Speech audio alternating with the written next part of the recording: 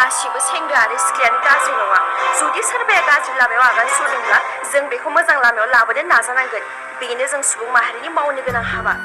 लोगोफोर दिनैनि बे गोदान मोनसे भिडिअआव नोंथांमोनखौ गासैखौबो बरायनाय थालायबाय।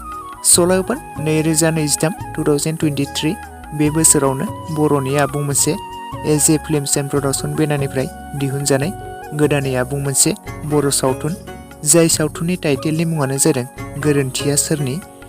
बे गोरोन्थिया सोरनि आबुं मोनसे बर' सावथुनाव गाहायै फाव खालामनायखौ नुनो मोनगोन मिहिर, जोदोब, सनालि, आयशा, मनालिसा, दनेश्वर, निजोम, दया, रिंसार आरो लोगोसे बे सावथुनाव गोबां फाव खालामगिरिफ्रा फावखौ खालामगोन।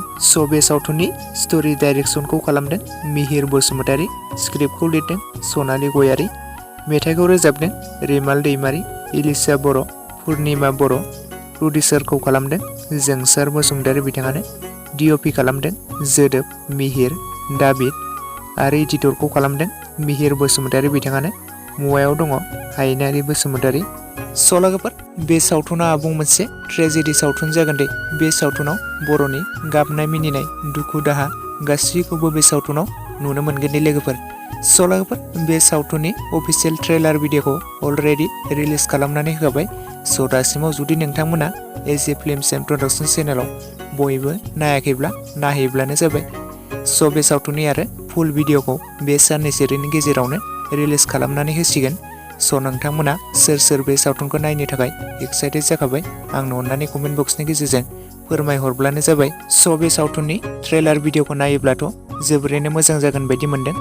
लोगोफोर बे सावथुनखौ नायनो थाखाय बयबो नेनानै थाथ'लायदो। जेब्ला बे सावथुनखौ रिलिज खालामोब्ला बयबो नायगोन आरो बयबो सापर्ट खालामगोन।